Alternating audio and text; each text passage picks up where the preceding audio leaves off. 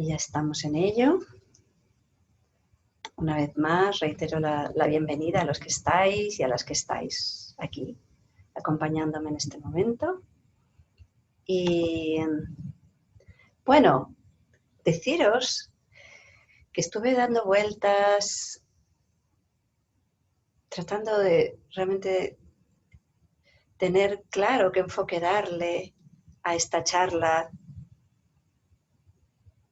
Es decir, decía, hay algo que decir sobre la meditación, porque por un lado es tanto lo que podríamos decir, ¿no? Y por otro lado me salía, pero hay algo que decir, a lo mejor lo que es pertinente es abrir el espacio y quedarnos todos en silencio y así hasta que termine, ¿no? la hora completa. Entonces, ¿qué palabras que no traicionen la naturaleza, ¿no? De la meditación? ¿Qué palabras que puedan ser pertinentes o que puedan aportar? Que, bueno, yo estaba dándole vueltas a eso. Silencio, palabras, palabras, silencio. Y entonces he pensado que voy a comenzar con un relato, un cuento zen que escuché a Pablo Dors y que inmediatamente lo he hecho mío y que ahora quiero compartir con vosotros. Y este relato nos habla de un maestro, un sabio, un santo, un hombre iluminado, que en un momento dado decidió hacer voto de silencio y no hablar más.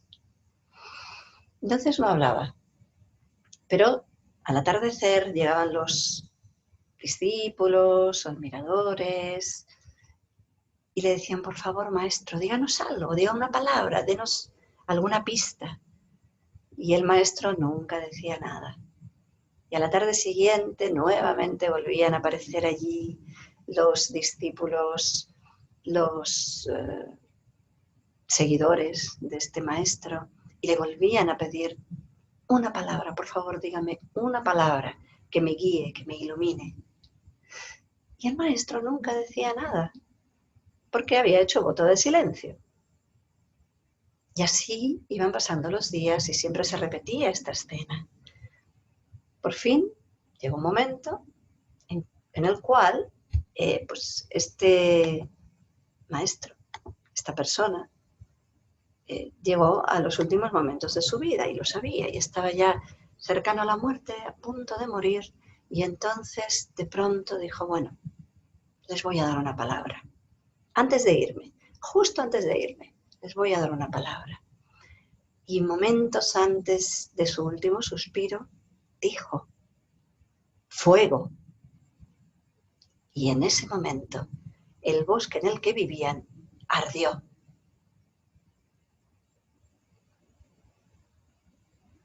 Ese es el relato.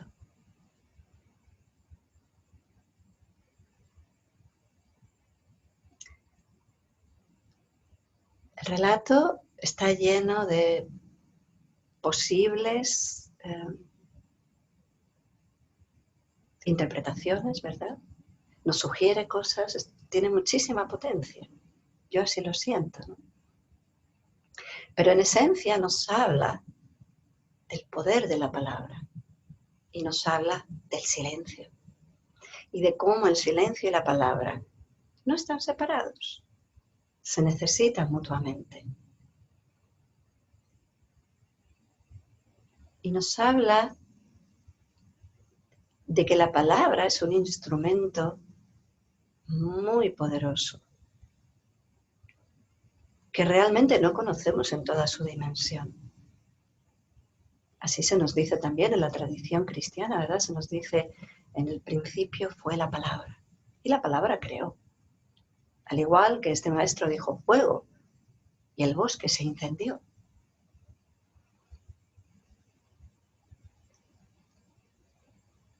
La palabra, como digo, tiene un enorme potencial creador, pero depende y está totalmente conectado al silencio.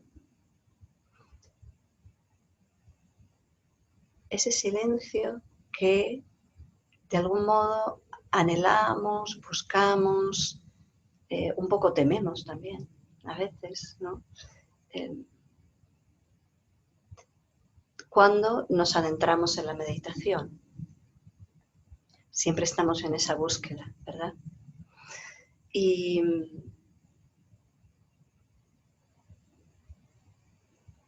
yo suelo decir, y seguramente si has sido alumno mío me lo has oído, que el silencio no está en otro lugar que no sea aquí, que el vacío no está en otro lugar que no sea aquí, que coexiste el silencio con las palabras, con los sonidos, y que el vacío coexiste con lo lleno. Y eso es cierto. Ahora,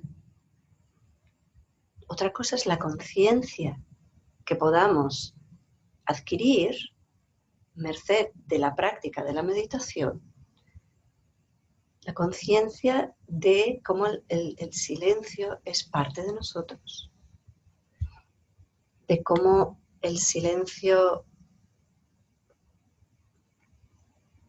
es un espacio para el ser, es un espacio acogedor, es un espacio con el cual me voy familiarizando según me hago consciente de que ahí está.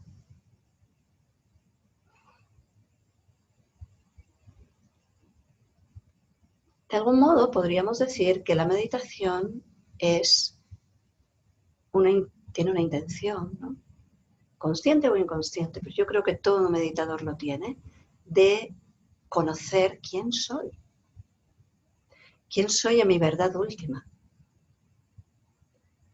de conocer nuestra esencia,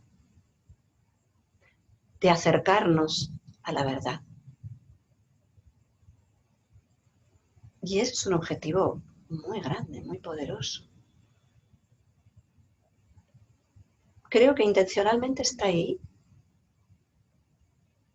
y permanece ahí, como una especie de guía, ¿no? Para mantenernos en la práctica de la meditación. Que por cierto, hoy no voy a hablar tanto de la técnica o de la práctica, ¿no? Sino del papel de la meditación en nuestra vida. Eso es un poco lo que quisiera compartir con vosotros, ¿no? Entonces, según yo me voy adentrando en esa práctica de la meditación y un día tras otro sostengo con mi disciplina, con mi entusiasmo, con mi esfuerzo, sostengo y sostengo y sostengo esa práctica, poco a poco me voy familiarizando con el silencio. Me voy reconociéndome en el silencio. Y se va, de verdad, haciendo un espacio que es como un hogar, un lugar al que uno desea volver.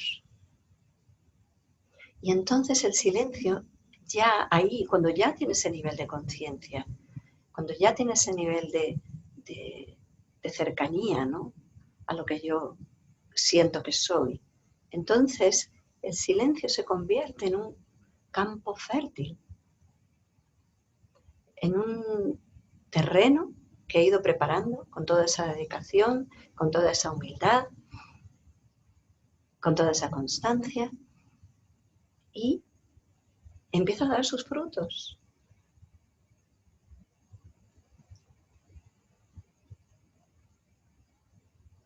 Y entonces la palabra, que es semilla en ese momento, que yo coloco en ese campo fértil del silencio, esa palabra es la palabra que es realmente muy poderosa.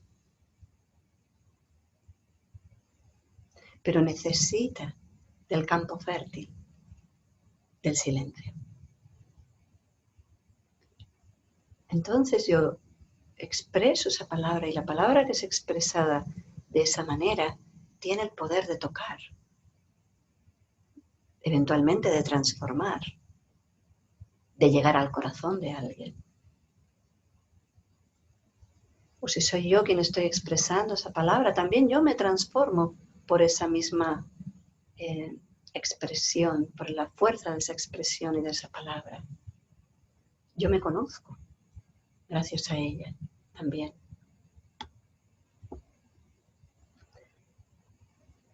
Y si entendemos ese campo fértil del silencio como un humus, también podemos pensar que da a luz o que hace que nazca la palabra. Entonces, la palabra que nace del silencio tiene entonces un poder creador. ¿Cómo? Es en el cuento, ¿no? Como nos dice el cuento. Dijo fuego y el bosque se incendió. Entonces, esa palabra que vibra, ese patrón de sonido que vibra en el campo de todas las posibilidades, construye. En el mundo del yoga, esto lo conocemos, está acuñado, y lo conocemos como Vajra Siddhi. Los siddhis son las capacidades, las cualidades o los poderes que desarrolla el yogi o la yogini, o el meditador o la meditadora.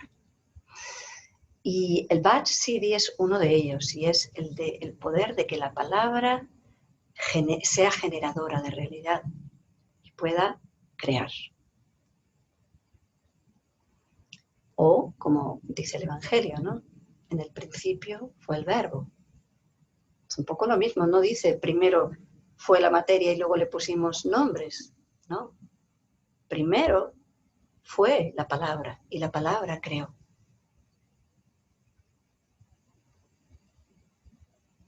Bueno, esa palabra obviamente es una palabra que necesita de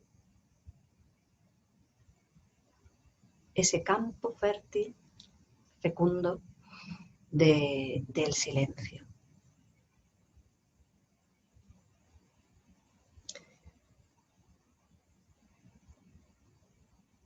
Entonces,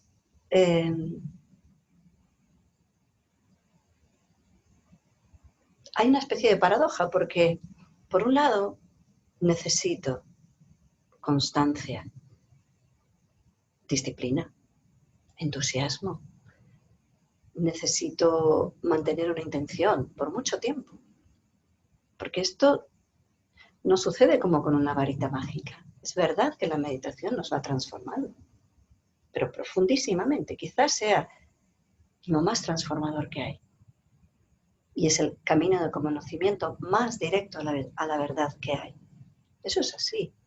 Pero no es así en un chasquido de dedos. No es así en una ceremonia iniciática. No es así en un instante. Lo es a base y a costa de mucho sostenernos, un día tras otro. Y entonces sí, cuando estudian el cerebro ven que el cerebro se ha configurado de otra manera. Y la persona que es acompañada por la meditación a lo largo del tiempo, entonces percibe, ¿no? esos cambios, esas transformaciones personales, ¿no? Pero os decía, es como una paradoja, porque tengo que llevar toda esa capacidad de sostenerme y sostenerme sin tener a lo mejor un fruto muy directo. O pequeñito el fruto, sí, pero el fruto último no aparece enseguida, ¿no? Y necesito pasión también. Necesito ese fuego del tapas, ¿no? De la constancia. Pero una vez me siento en mi zafu y me instalo en mi meditación, ahí se inicia un vínculo muy íntimo conmigo misma. Es entre yo y yo, aunque medite en grupo. Al final es algo entre yo y yo. Y en ese momento, toda esa fuerza, toda esa intencionalidad, todo ese fuego de la pasión, me empieza a estorbar. Me puede llegar a estorbar mucho. Porque entonces tengo que abrirme a la experiencia de la meditación intentando no tener expectativas, intentando no ponerle condiciones, proponiéndome una apertura radical, una aceptación radical a la experiencia tal y como es.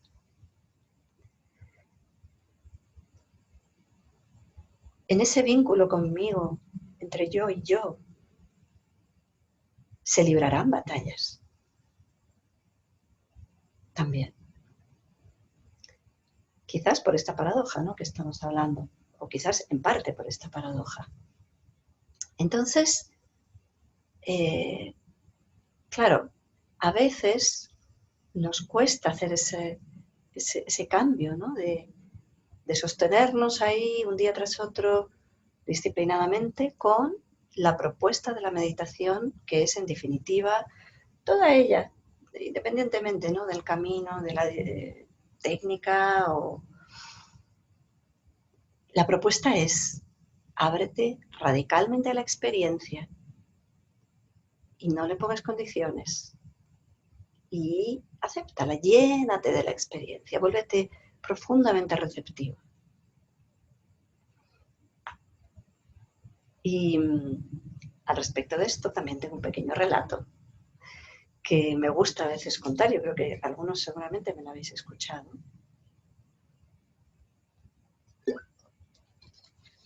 Pero lo voy a relatar porque me parece muy... a veces entendemos mejor, ¿verdad?, a través de un relato que de muchas explicaciones. Bueno, este relato no es un cuento exactamente, sino que es algo real, que yo leí en un libro de Pema Chodron, y ella hablaba de un condiscípulo suyo que había vivido esto. Y este condiscípulo pues era un hombre muy entusiasta, que practicaba la meditación budista con un entusiasmo apasionado. Y era un gran hacedor. Y voy a hacer, ¿no? Y entonces, claro, notó en un momento dado que se atascaba en su proceso de meditación. E iba a hablar con el maestro. Y le decía: maestro, por favor, dígame, ¿qué tengo que hacer? Porque estoy atascado. ¿Qué debería hacer? Lo que usted me diga, yo lo voy a hacer. Y el maestro le decía: es que a lo mejor tienes que hacer un poco menos. Lo que tienes es que no hacer tanto. Lo que tienes es que rendirte un poco más, entregarte un poco más. Y él intentaba ponerlo en práctica, pero lo hacía de una manera muy activa, como que no acababa de entender orgánicamente qué le estaba proponiendo el maestro. Y bueno, y así pasó un tiempo.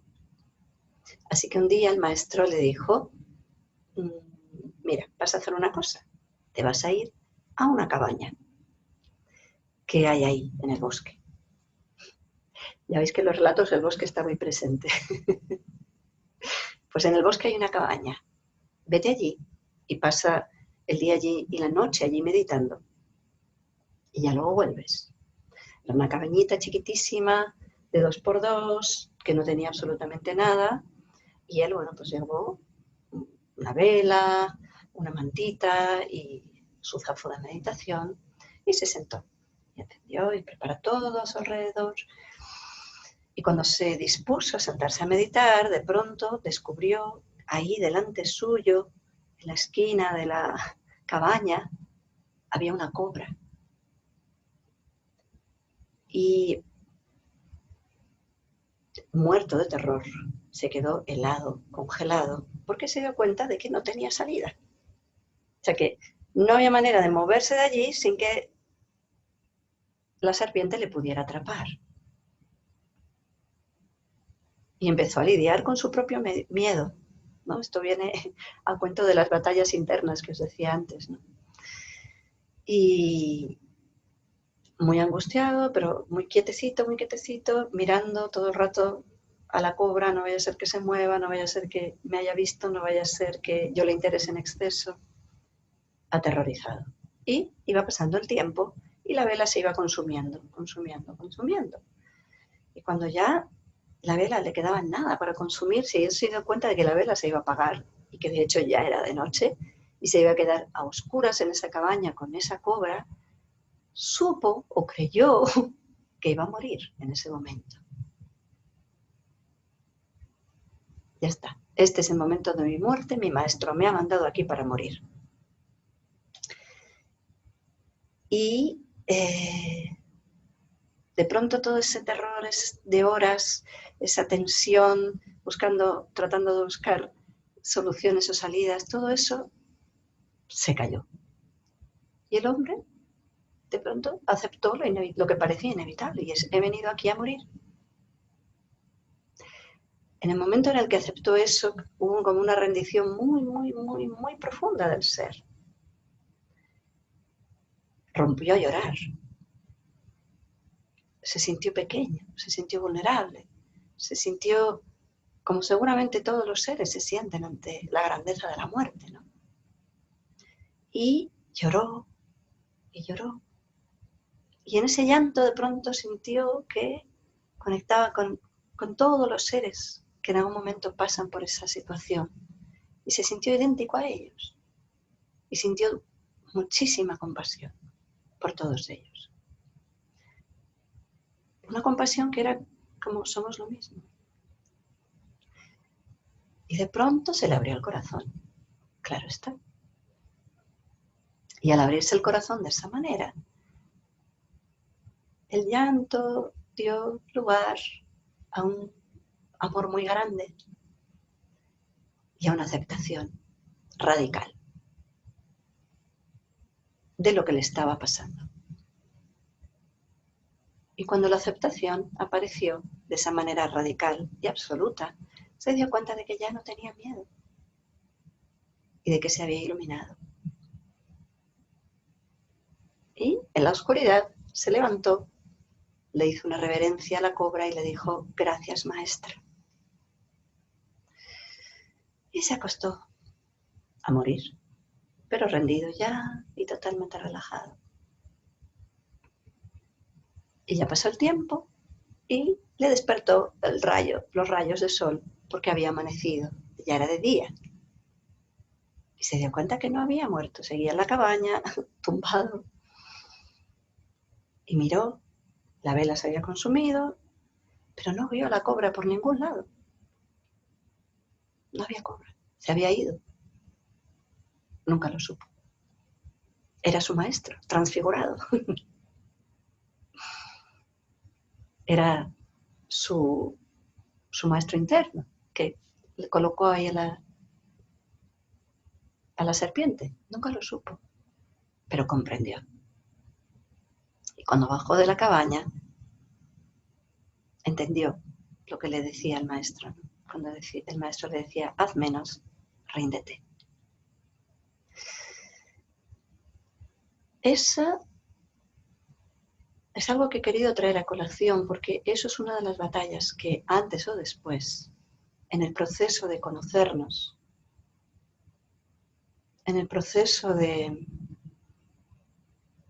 descubrirnos a través de la meditación y de la práctica continuada, antes o después, alguna batalla vamos a tener y la vamos a vivir así de intensa, seguramente, como este hombre, ¿no?, que os relataba. Porque, de algún modo,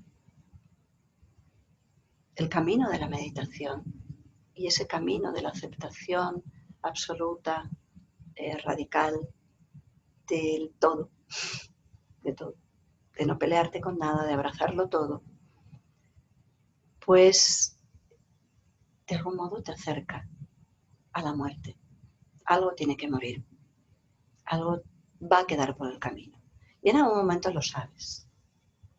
Y en algún momento todavía se activan seguramente pues, instintos, ¿no?, de lucha y de preservación.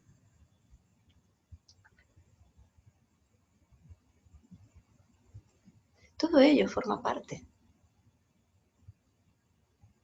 del proceso y del camino de meditación, porque es como desmontarnos a nosotros mismos. Por eso decía que es una empresa casi titánica, ¿no? ir desde el ser que somos hacia el no ser.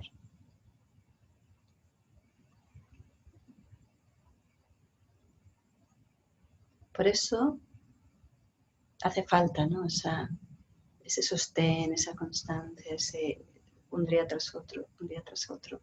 Y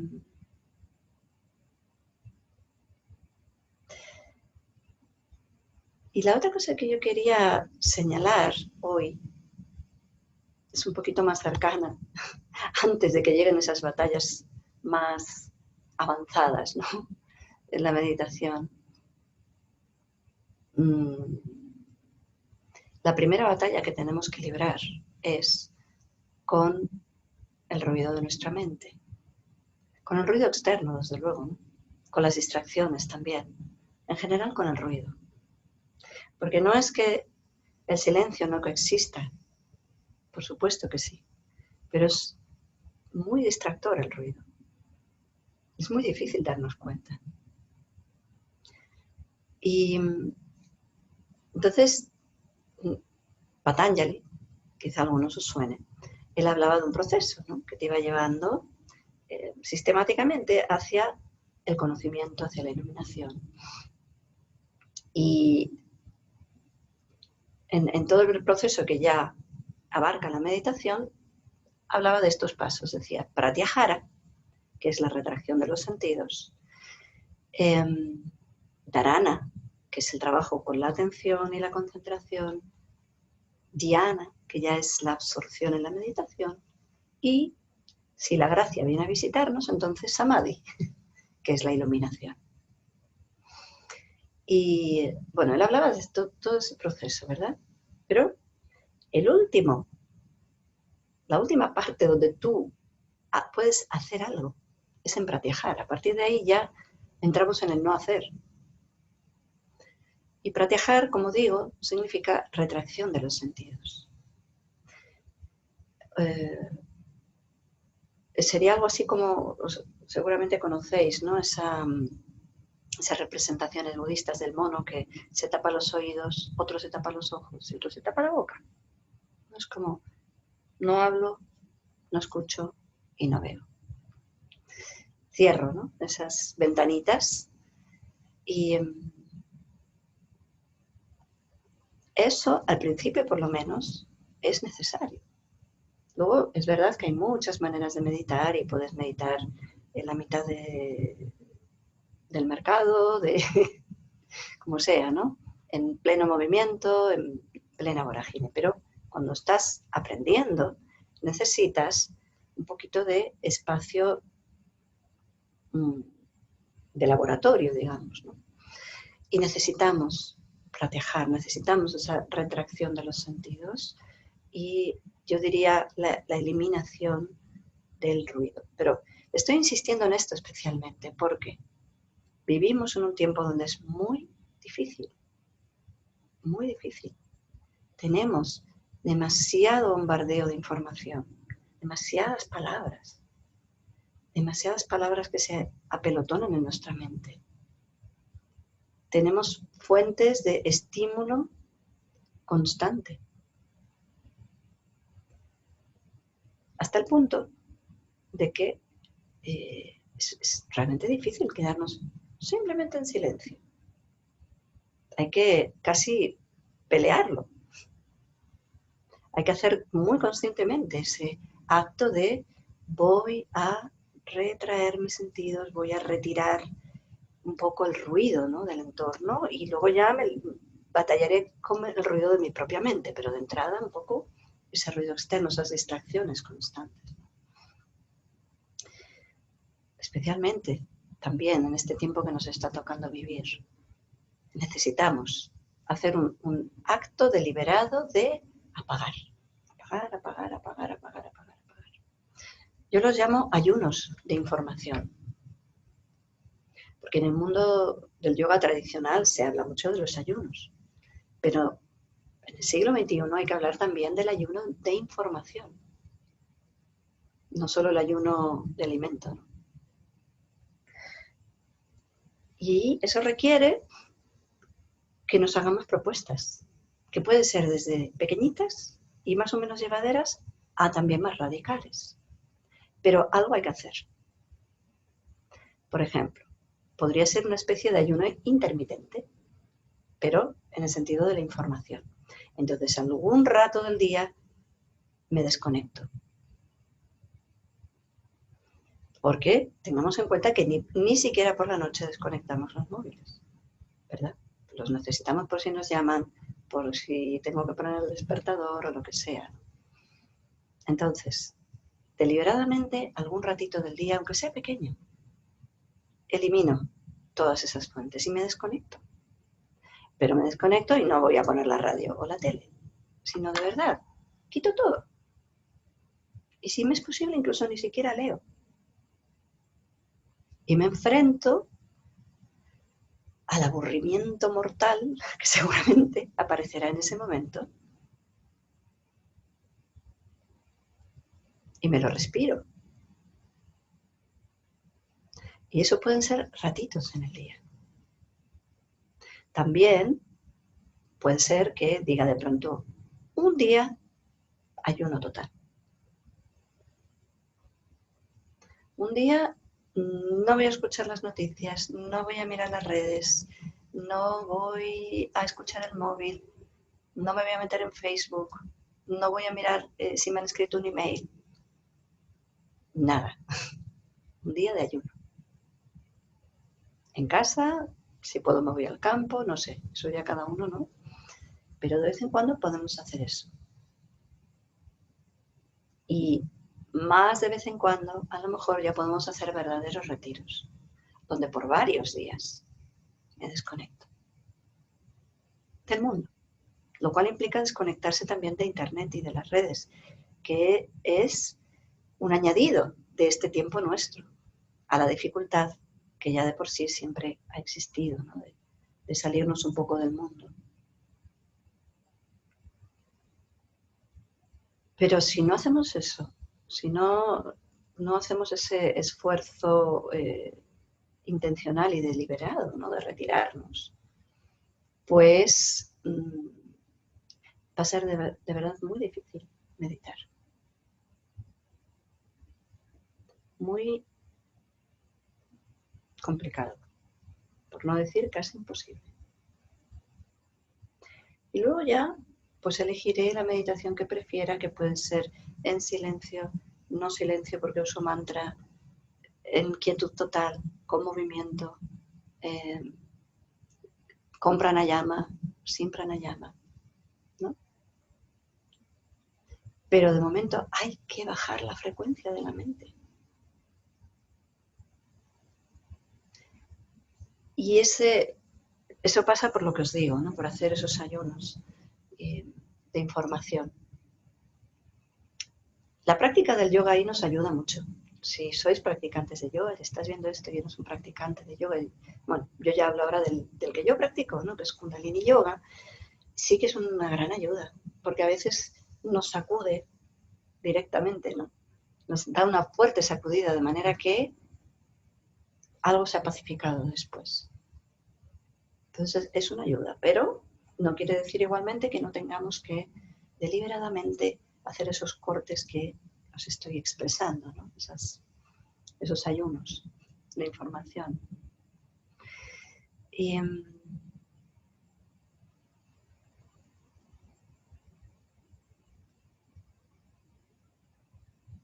bueno, no sé, en este punto no sé si se os ha suscitado alguna pregunta, alguna duda, alguna consulta.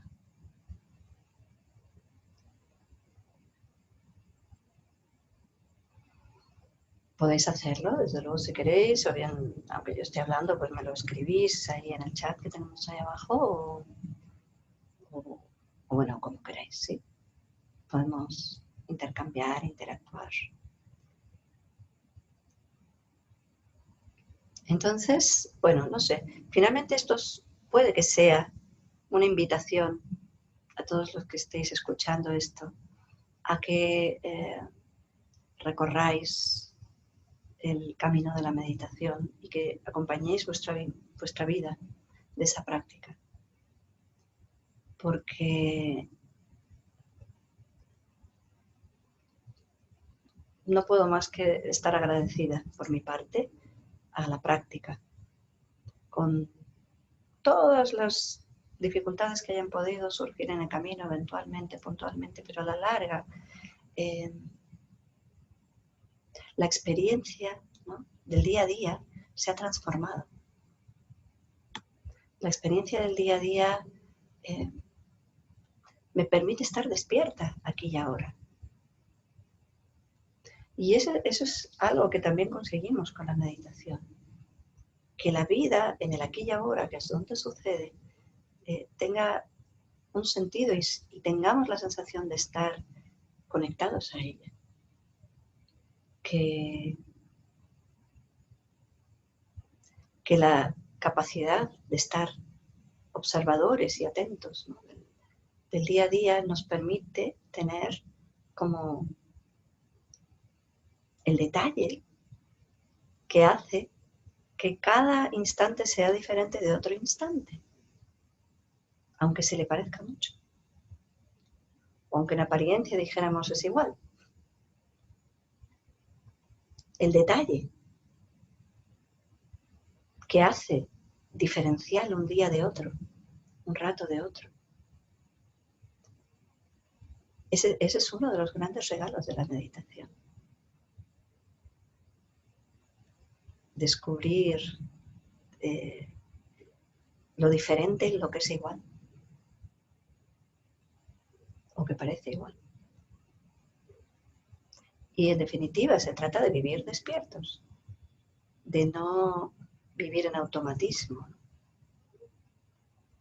Y eso es algo que cuando practicas y te acompañas en la meditación te empieza a suceder. Y insisto, no puedo estar más agradecida al hecho de que personalmente siento que puedo abrazar cada momento. No digo que a veces no forcejee, por supuesto que sí. Pero, en general, ¿no?, como que cabalgo sobre las circunstancias con una aceptación y con una alegría natural que está en el ser. Y no necesito grandes cosas para esa alegría. Necesito simplemente darme cuenta de que respiro, darme cuenta del aquí y ahora. Y poco más. Y darme cuenta de que pase lo que pase, lo puedo abrazar. Puede que a veces me cueste más, pero finalmente lo puedo abrazar. Como este hombre que os he contado antes, ¿no?, el de la cabaña y la serpiente. Al final, lo puedes abrazar. Y cuando la abrazas, todo está bien. Todo está bien. Lo que sea, lo que te toque.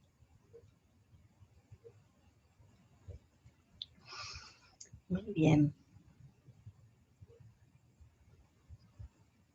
Voy a proponer ahora una pequeñita práctica, ¿sí?, para que no sea todo palabras. Pero bueno, insisto, si alguien quiere comentar algo o preguntar algo, estoy a la escucha.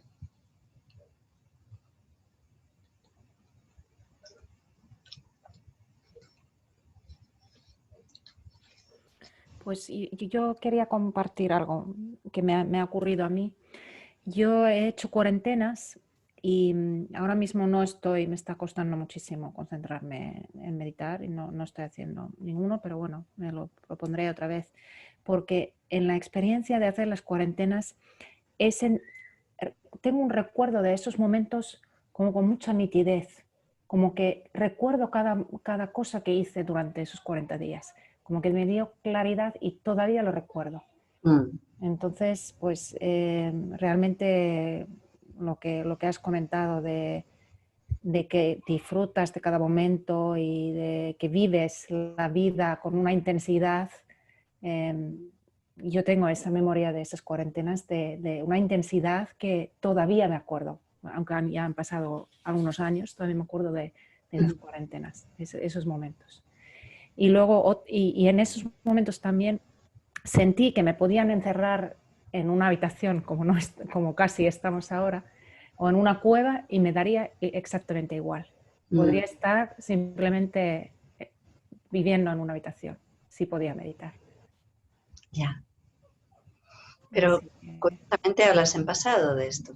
sí, porque ahora mismo, pues por circunstancias y tal, no he retomado estos retos, ¿no? Porque también es una lucha y es una práctica y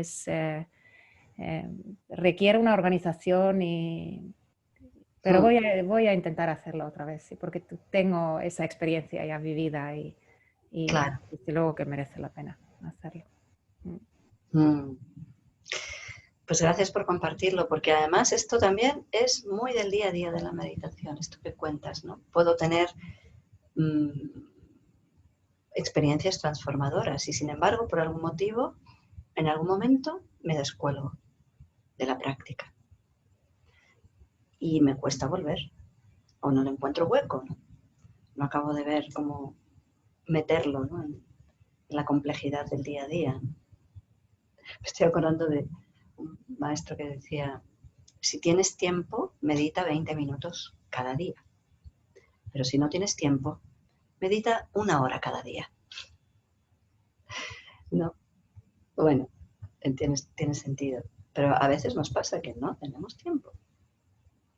O así lo sentimos, ¿no? Entonces, bueno, esto pasa. Y cuando algo queremos que nos acompañe toda una vida, pues pasamos por momentos así. Ahí nos ayuda, ahí sí que el grupo ayuda. Bueno, tenemos diferentes ayudas. Una es el grupo, porque si sola me veo que no puedo, pues entonces me engancho en algún grupo. Y el grupo, la energía del grupo me va a llevar. Grupo de meditación, grupo de práctica, etc. Y eso es una ayuda, como digo. Otra ayuda posible es que a lo mejor necesité, pues como hacemos en Kundalini, ¿no? Que hacemos cuarentenas, pues necesité grandes dosis de voluntad para hacer esas cuarentenas. Y de pronto ha pasado el tiempo y no encuentro esas dosis de voluntad. Y digo, no puedo, no tengo. ¿No? Entonces yo suelo recomendar que hagáis algo pequeño, porque lo pequeño también es muy valioso. Y lo pequeño puede ser tan pequeño como el tiempo de una respiración. Y ahí yo creo que las microprácticas son muy útiles. Quiere decir que a lo largo del día te detienes y ya digo, pequeños momentos te paras a tomar conciencia. Puede ser el tiempo de 1, de 2 respiraciones, no más.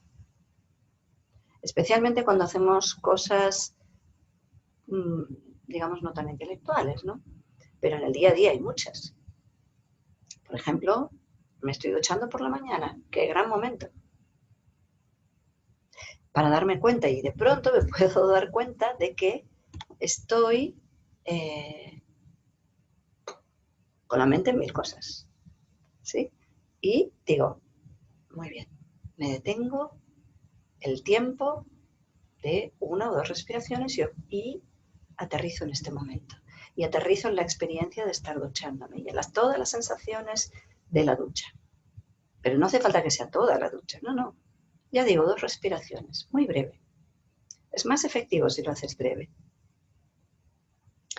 Luego sales de la ducha y, yo qué sé, te estás lavando los dientes. Bueno, pues en el rato de estar lavándote los dientes, otra vez, por un ratito te acuerdas y otra vez haces ese acto con plena consciencia, con plena presencia.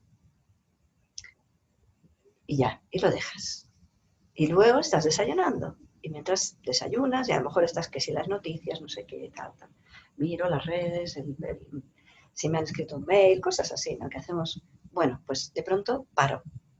Y me quedo puramente en la experiencia de masticar, o tragar, o beber. Y me siento aquella hora en plenitud, pero muy brevemente. Y luego lo dejo. Y así a lo largo del día. Luego estoy caminando por la calle, pues lo mismo. Por unos pasos le pongo plena consciencia. ¿Veis? Entonces, esas pequeñas prácticas no cuestan, no suponen un enorme despliegue de voluntad, pero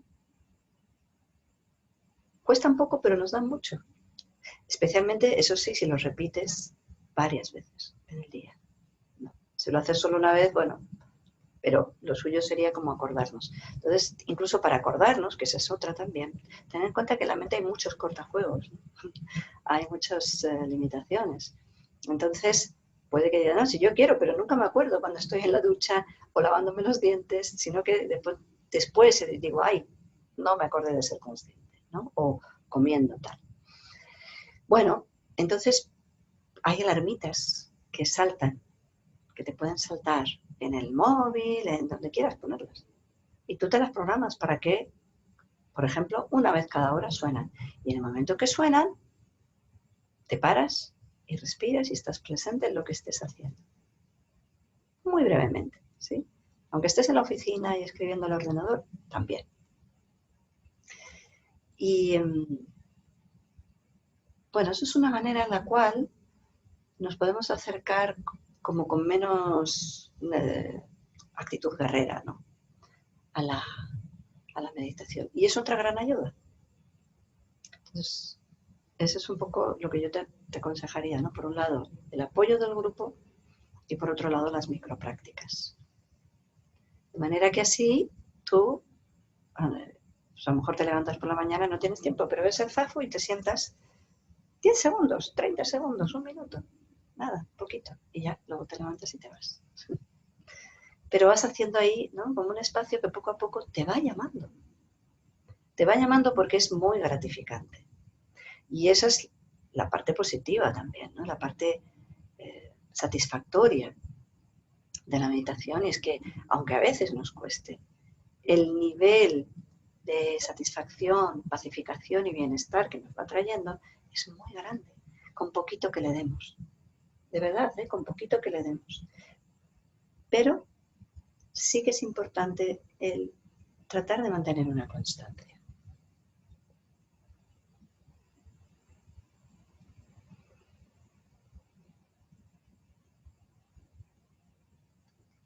Muy bien. No sé si alguien más quiere preguntar o comentar.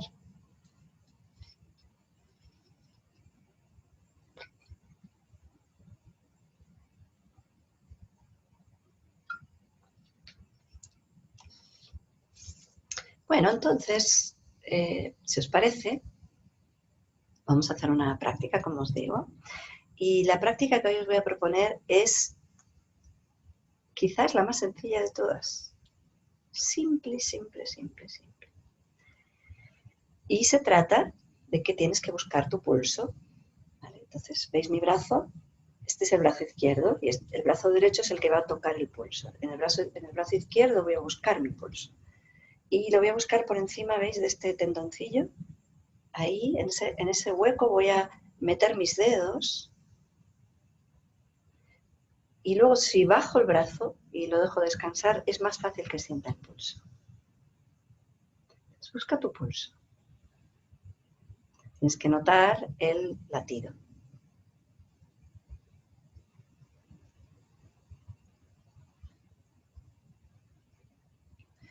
Una vez lo tengas,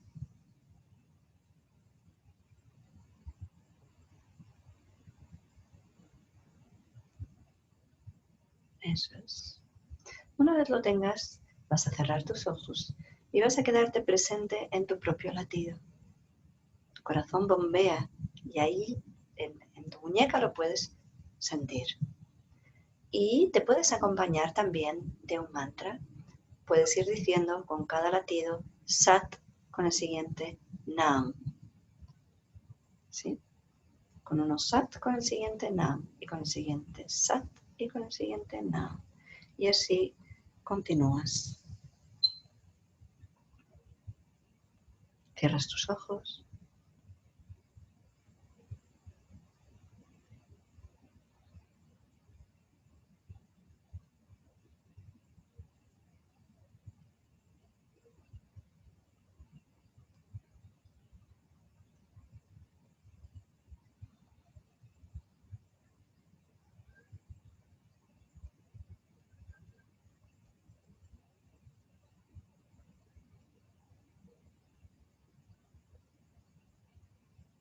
Y vas dejando que el latido marque el ritmo del Vish Mantra Sat Nam.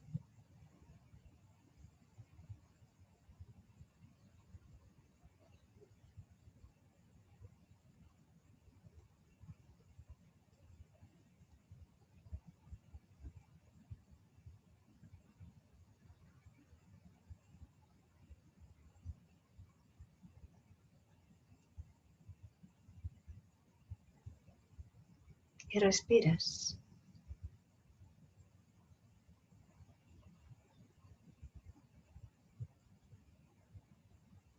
Y dejas que todo se vaya llenando de latido y de Satnam.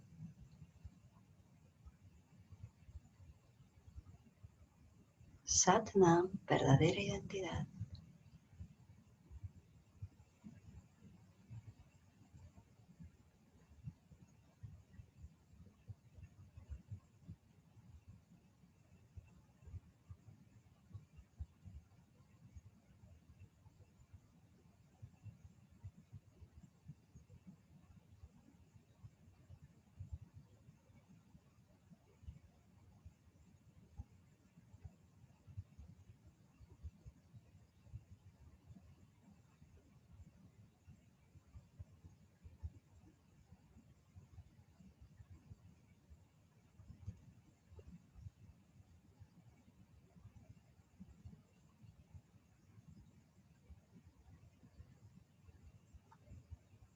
Y profundiza, mantente presente.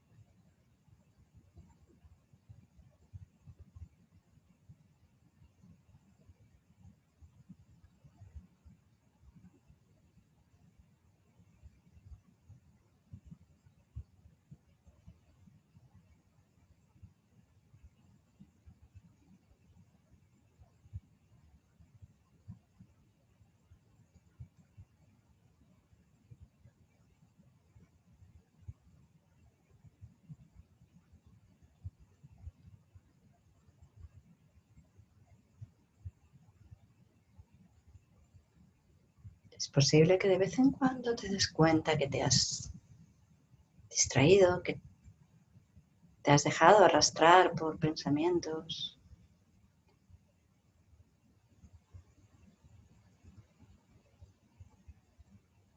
Entonces amablemente vuelve al latido y al mantra.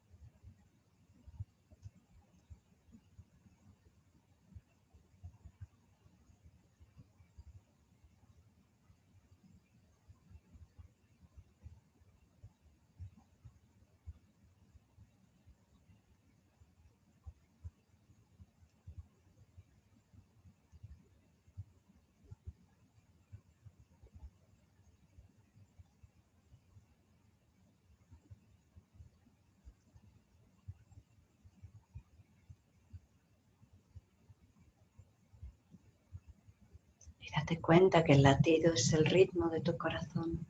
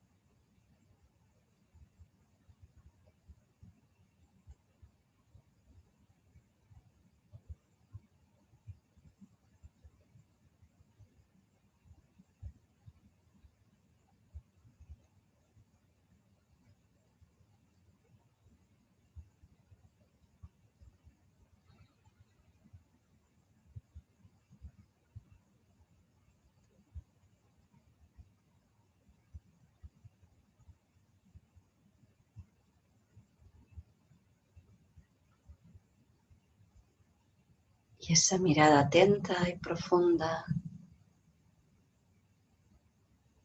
esa observación que no juzga, puede ver cómo cada latido es único. Parecen iguales, solo en apariencia.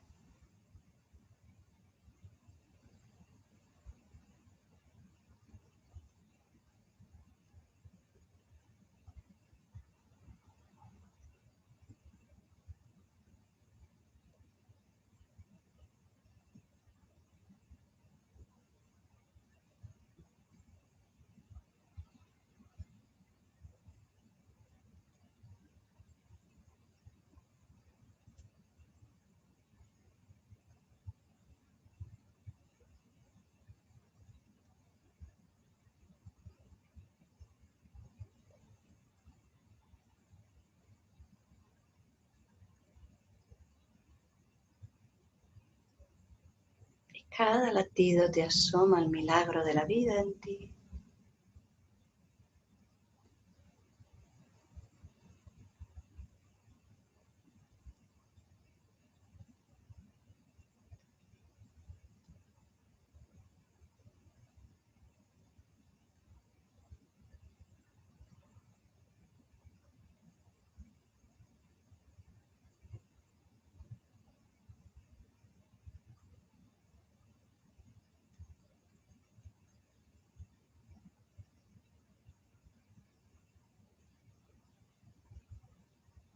Y cada latido recita el sonido.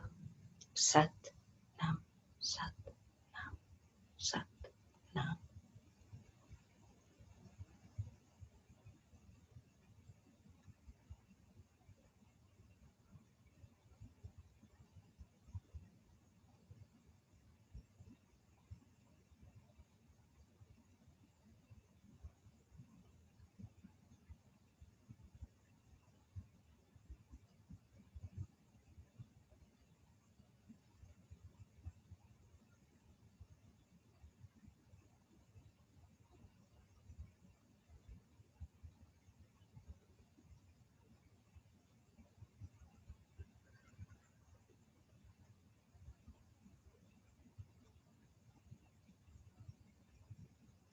Eso es.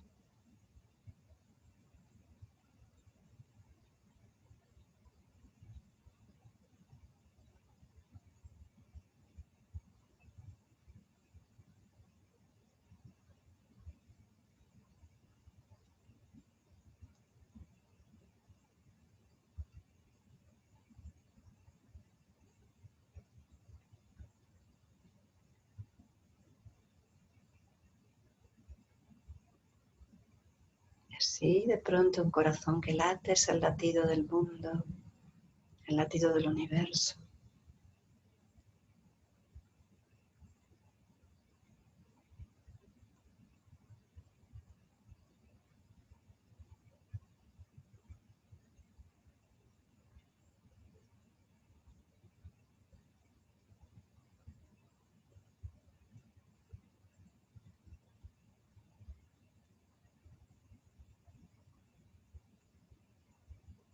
Y así un latido cuando lo observas cuidadosamente, atentamente, sostenidamente,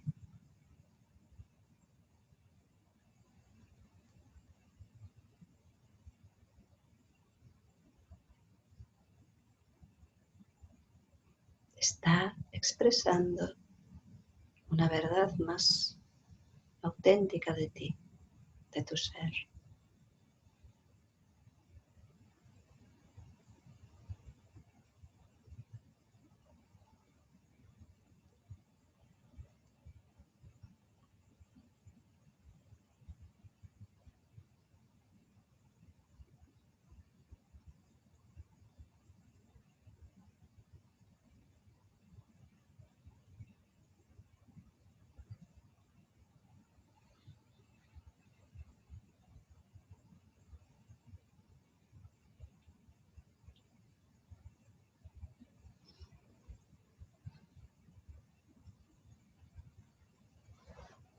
Y ahora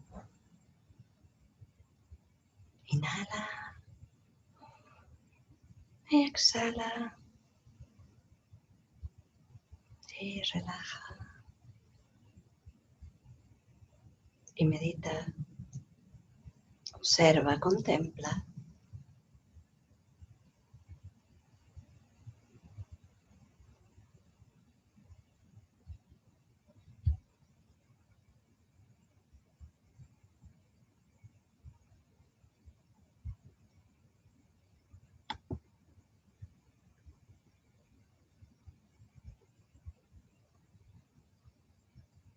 Y vamos a aprovechar este pequeño terreno de silencio que hemos construido juntos para sembrarle unas semillas, que son las semillas de la oración. Esta es una oración de San Francisco que quiero compartir con vosotros. Y dice: Señor, haz de mí un instrumento de tu paz. Donde haya odio, ponga yo amor. Donde haya ofensa, ponga yo perdón. Donde haya discordia, ponga yo unión. Donde haya error, ponga yo verdad. Donde haya duda, ponga yo fe. Donde haya desesperación, ponga yo esperanza. Donde haya tinieblas, ponga yo luz. Donde haya tristeza, ponga yo alegría. Oh Maestro, que no busque yo tanto ser consolado como consolar, ser comprendido como comprender, ser amado como amar. Porque dando es como se recibe, olvidando como se encuentra, perdonando como se es perdonado, muriendo como se resucita a la vida eterna.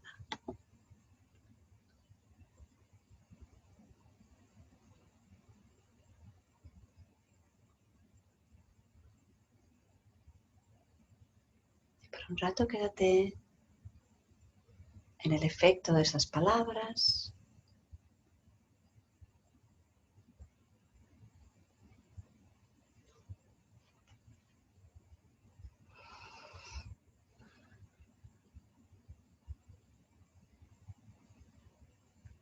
Deja que te calen, que te empapen y que lleguen allá donde tengan que llegar.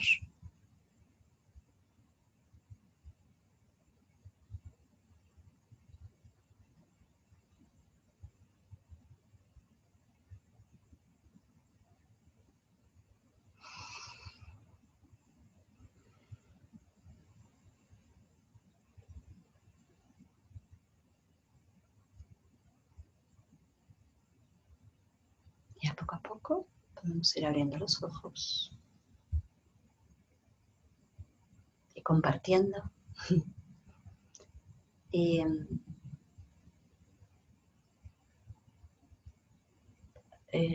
quería agradeceros que me acompañarais en este paseo por el silencio y la palabra, por la meditación.